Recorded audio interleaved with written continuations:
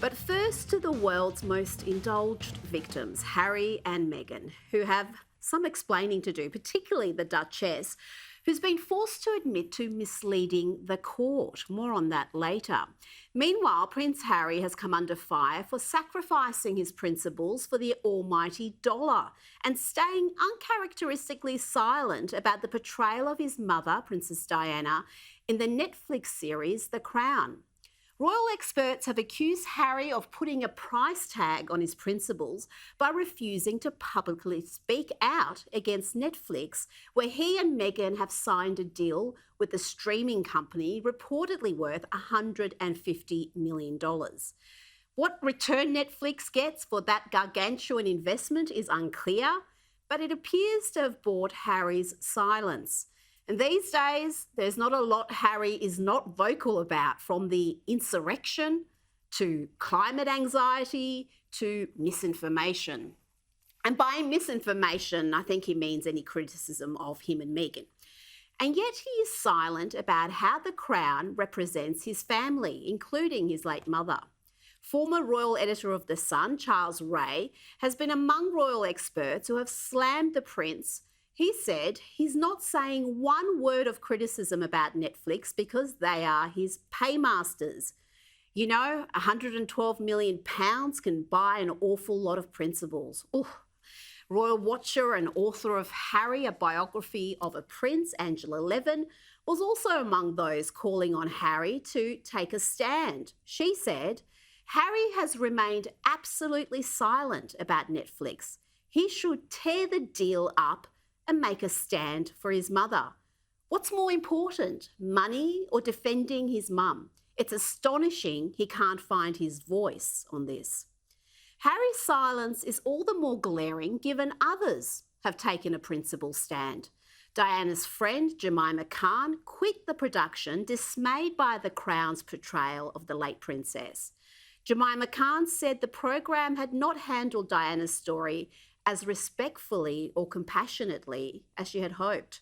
She also said, it was really important to me that the final years of my friend's life be portrayed accurately and with compassion, as has not always happened in the past. This week, Harry did talk about Princess Diana publicly, again comparing her to Meghan, but somehow he failed to address the Netflix drama. In a busy week of grievance mongering, the couple also spoke out about misinformation, with Harry saying it's a global humanitarian crisis, bit dramatic there, Harry, while Meghan said tabloids should come with a warning.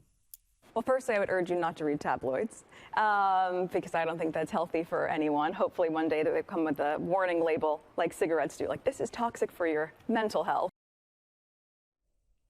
Rather rich for a woman who has long been a rabid self-promoter, and before meeting Harry, she was known for schmoozing showbiz journos to gain tabloid coverage. Now she thinks it needs a warning, like a cancer warning on a cigarette packet.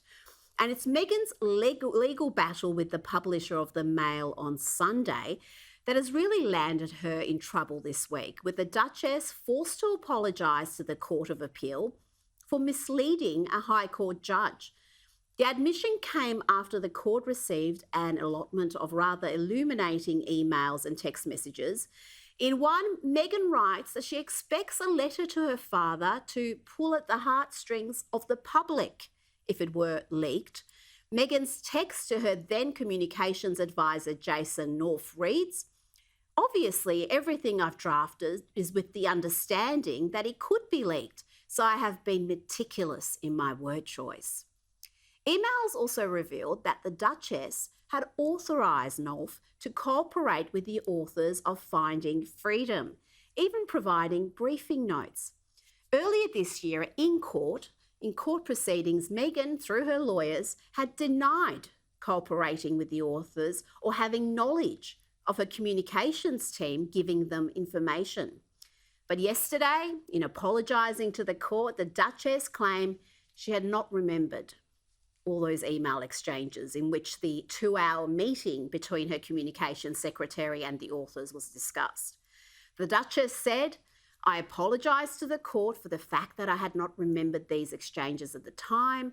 I had absolutely no wish or intention to mislead the defendant or the court.